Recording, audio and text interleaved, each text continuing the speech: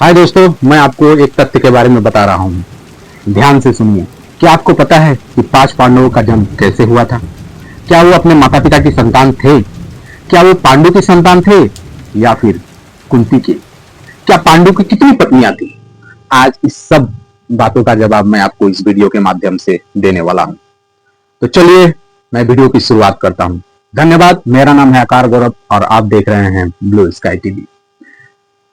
एक बार की बात है, राजा पांडु अपनी दोनों पत्नियों के साथ, एक का नाम था कुंती और दूसरी पत्नी का नाम था माद्री, दोनों के साथ आखेट के लिए वन में गए थे।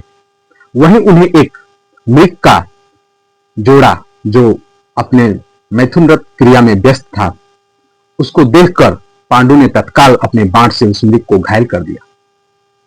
मरते हुए मृग ने राजा पांडु को श्राप दिया, राजन, तुम्हारे समान क्रूर पुरुष इस संसार में कोई नहीं होगा। तुमने मुझे रतिक्रिया के समय बाण मारा, अतः अब कभी भी तुम रतिक्रिया में व्यस्त होगे उसी क्षण तुम्हारी मृत्यु हो जाएगी। इस श्राप से पांडु अत्यंत दुखी हुए और अपनी रानियों से बोले, हे देवियों, अब मैं अपनी समस्त वासनाओं का त्याग कर इस वन में ही रहूंगा। तुम लोग हस्तिनापुर वापस लौट जाओ। उनके वचनों को सुनकर दोनों रानियों ने दुखी होकर कहा, हे नाथ, हम आपके बिना एक क्षण भी जीवित नहीं रह सकते। आप हमें भी वन में ही अपने साथ रखने की कृपा कीजिए। पांडु ने उनके अनुरोध को, उनके आंसुओं को स्वीकार कर उन्हें अपने साथ वन में रहने की अनुमति दे दी।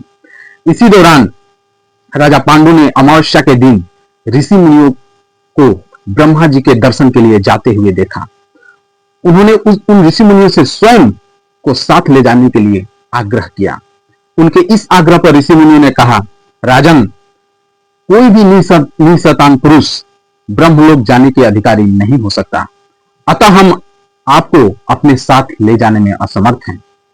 ऋषि मुनियों की इस बात को सुनकर राजा पांडु बहुत दुखी हुए और अपनी पत्नी से बोले, हे कुंती, मेरा जन्म ही लेना व्यर्थ है, क्योंकि मैं संतान निहित हूं। पृथ्वी ऋण और ऋषि ऋण, देव ऋण और मनुष्य ऋण से मुक्ति नहीं पा सकता। क्या तुम पुत्र प्राप्ति के लिए मेरी सहायता कर सकती हो? इसी बात पर कुंती बोली, हे आर्यपुत्र, दुर्वासा ऋषि ने मुझे ऐसा मंत्र प्रदान किया है जिससे मैं किसी भी देवता का आह्वान करके मनवांछित पुत्र प्राप्त कर सकती हूं। आप आज्ञा करें, मैं किस देवता को बुलाऊं? अभी आपका उस सवाल का जवाब मिलेगा जहां पे मैंने आपको बताया था कि नकुल और सहदेव किसकी संतान थे। आगे इस वीडियो को देखने के लिए सुनते रहिए। इस पर पांडु ने धर्म को आमंत्रित करके, पांडु की पत्नी कुंती ने धर्म को आमंत्रित करके अपने लिए पुत्र प्राप्ति का वरदान मांगा और उस बालक का नाम युधिष्ठिर रखा गया। कालांतर में पांडु ने पुनः 2 बार वायुदेव और इंद्रदेव को आमंत्रित करके आज्ञा ली और वायुदेव से भीम और इंद्र से अर्जुन की प्राप्ति हुई। तत्पश्चात पांडु की आज्ञा से कुंती ने उस मंत्र को, माद्री को उस मंत्र की दीक्षा दी।